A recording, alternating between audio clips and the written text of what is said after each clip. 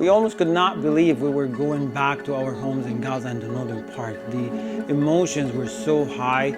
We felt for the past 15 months we were in permanent displacement. And all what we were seeing, the destruction of all means of life, made us to lose hope until the return of displaced people home. And it was the first step forward to rebuild our shattered lives. I'm Hani Mahmoud, Al Jazeera English correspondent in Gaza. And between us, reporting on the people of Gaza returning home has been quite emotional, with mixed feelings of fear, hope, and uncertainty of the future.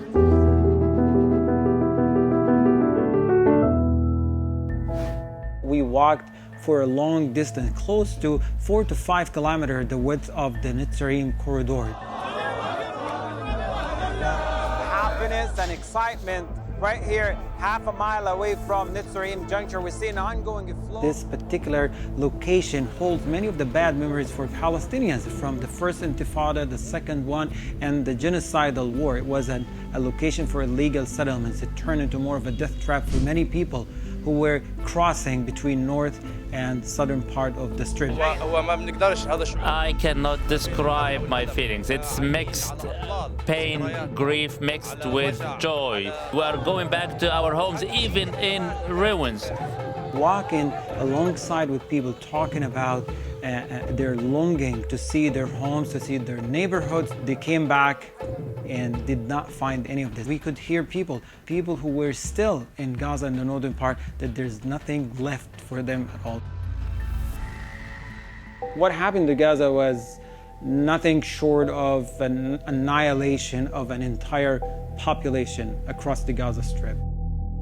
Many of my favorite spots in Gaza City and the roads do not exist anymore, and that just hit me so hard and made me get emotional most of the time just walking by areas. And I often point out to my colleagues and friends that here existed so-and-so building. But again, it's so unrecognizable because of the scale of destruction that not only changed the physical outlook of Gaza City or the Gaza Strip as a whole, but also it keeps erasing memories, beautiful memories for that matter.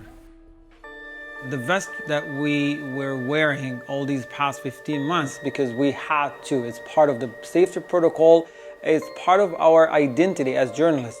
We are identifying ourselves as people who are just documenting what's going on the ground. But despite all of this, the vest did not protect any of us. The moment I took it off, there was a moment of safety. I felt I was better off without the vest because I know many of my colleagues died while wearing the vest.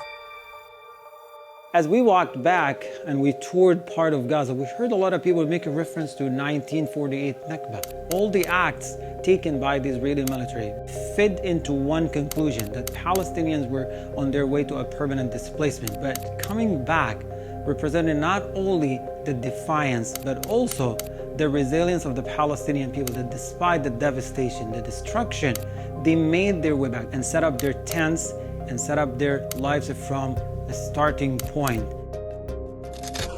The journey ahead of them is littered with many of the challenges. Shelters are not available for them, but also the inability of the ceasefire to hold and continue, because they don't want to go back to the same square where all what they could see was the mass bombardment of everything.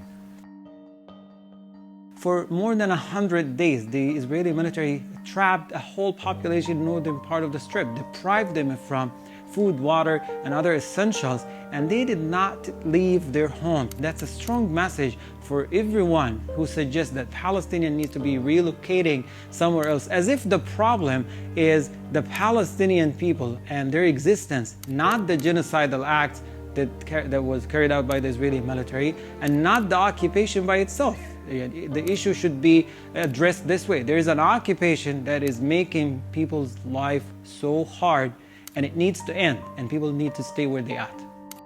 I just hope and pray day and night that we're not going back to the living conditions of the past 15 months.